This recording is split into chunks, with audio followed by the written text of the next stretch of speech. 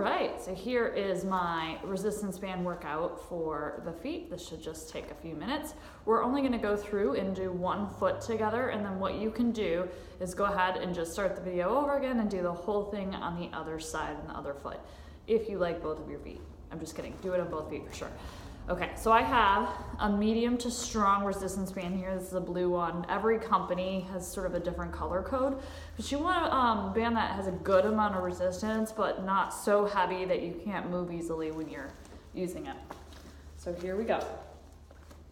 You're gonna begin by spreading out your band. Place the ball of your foot in the band, and it's very important when you're setting up your foot that you have a little bit of gaping here over your toe. If your toe sneaks out the front, you're gonna end up snapping your band and snapping yourself with the band. And then it goes over the ball of the foot as well here, just like so. Hold a good amount of resistance here. You're always welcome to rest your calf or your thigh on something if you don't wanna hold up your own leg. We're gonna start by keeping your toes relaxed in the band, so not curling or pushing them into the band, and just press and release the ball of the foot, just like you would push the gas pedal on your car. And look carefully at my foot here as I'm doing this, because I don't want you to start splaying your foot open like this. You don't want to really bend too much at that big toe joint. You want to just make this about the ankle a little bit more here.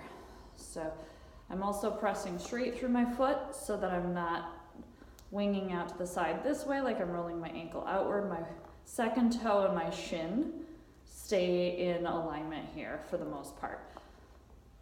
So forward and back. Shouldn't feel too straining, but we're warming up the ankle muscles here.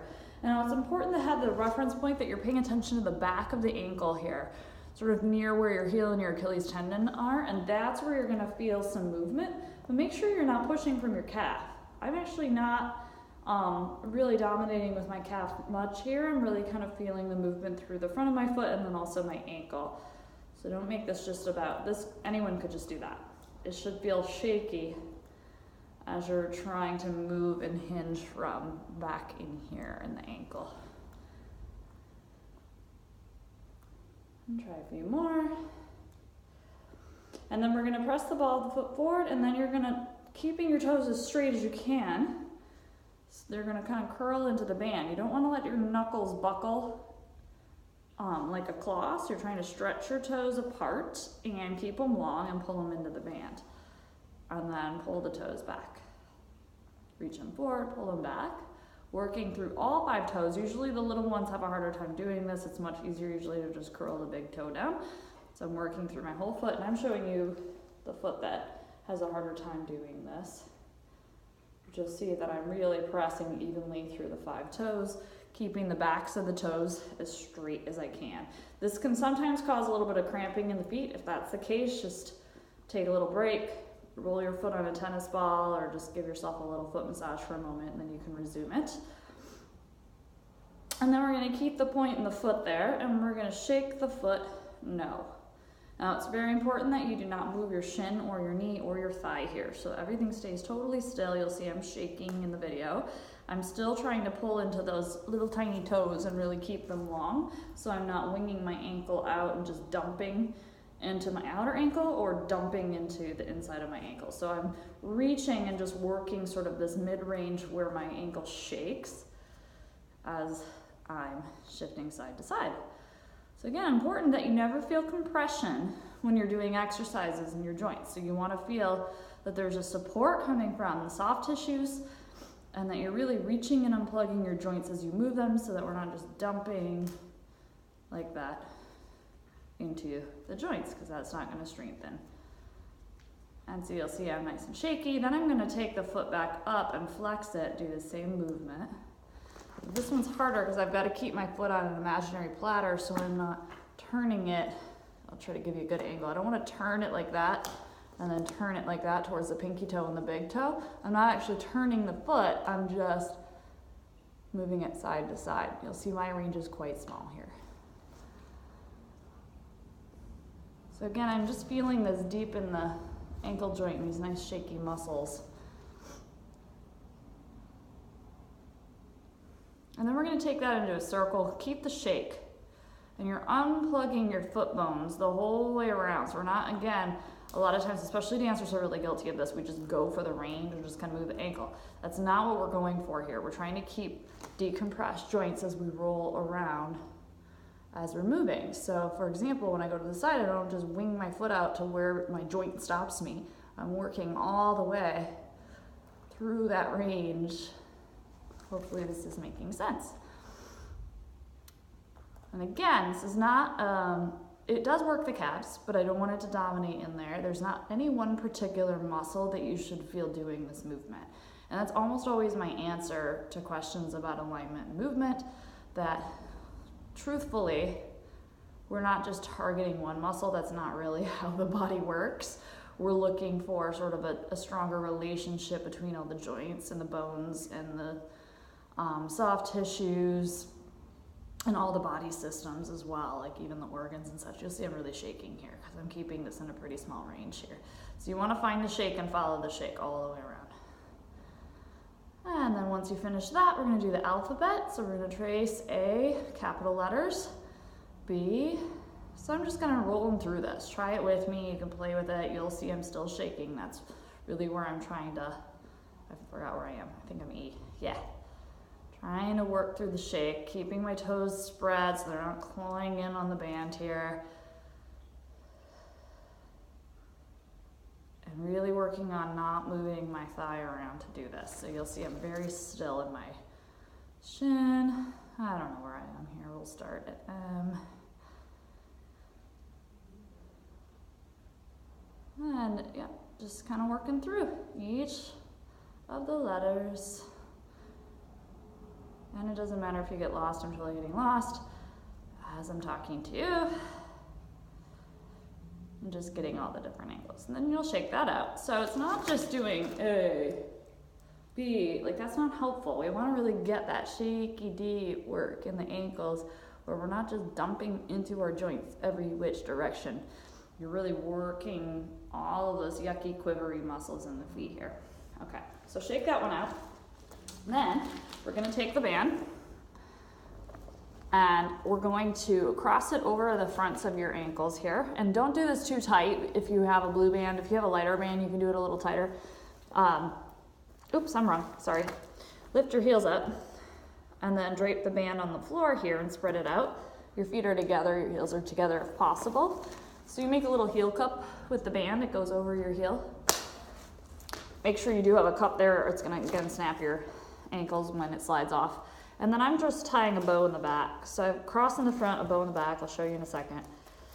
The good amount of resistance, it shouldn't be gaping, but it also shouldn't be super tight because you need to be able to move your feet open. So I have a cross in the front and a little bow in the back. All right, here we go.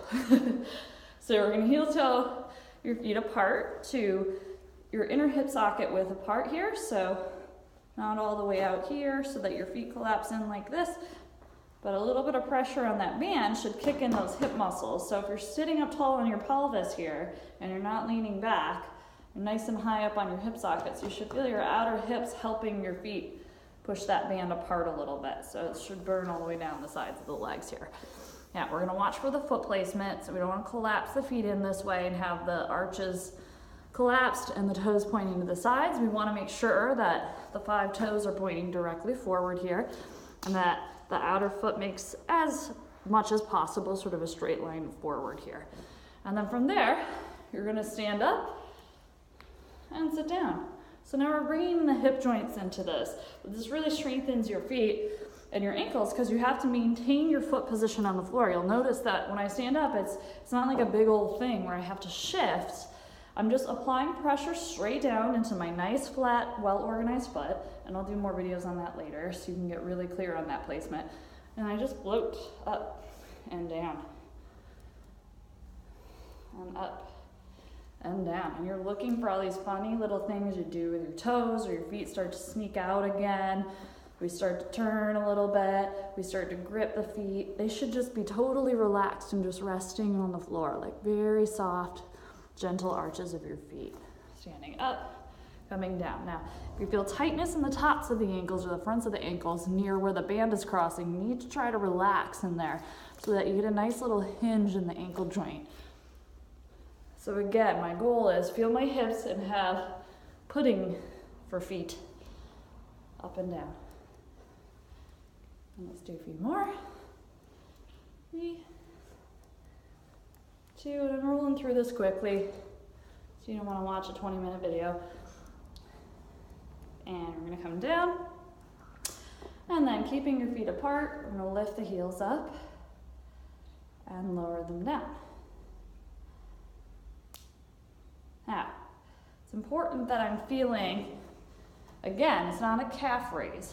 This is me moving from behind the ankle joint here. So I'm feeling a 90-degree angle here, and then as I'm coming up, I'm using my feet like little springs or little gooey like gecko feet to press up.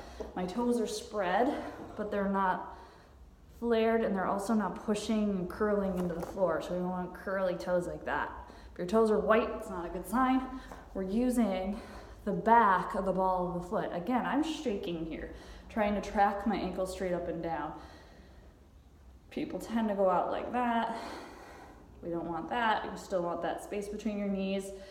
Pressure directly down, kind of between that second and third toe. And the other one I'm seeing all the time with people is lifting off that big toe joint. So I want you to really soften the inside of the foot here behind the ball of the foot as you come up and down. Now, if you come and study with me or do a workshop, I take a lot of time to break down the different alignments so that you don't get totally lost here. I'm throwing a lot at you, but I just want you to have a little routine you can start playing with and notice what your foot habits are here. You'll notice all sorts of funny things like toe gripping, tension in the ankles and the arches of the feet, not being able to keep your knees open, all that good stuff. And then one, other. I'm not really getting my heel all the way to the floor on this one because I don't want to drop onto the outsides of my ankles like that. This is exhausting for my hips. And then I'm going to release, shake it out. I'm going to slide one foot out, magic exit here, and release. And then when you stand up, you should feel a little steadier on your feet. Your feet should be a little bit more well balanced instead of collapsing in or standing on the outsides of your feet here. So I hope you find those exercises helpful. Give them a shot. We'll continue to refine them over time as we get to know one another more. Have a good one.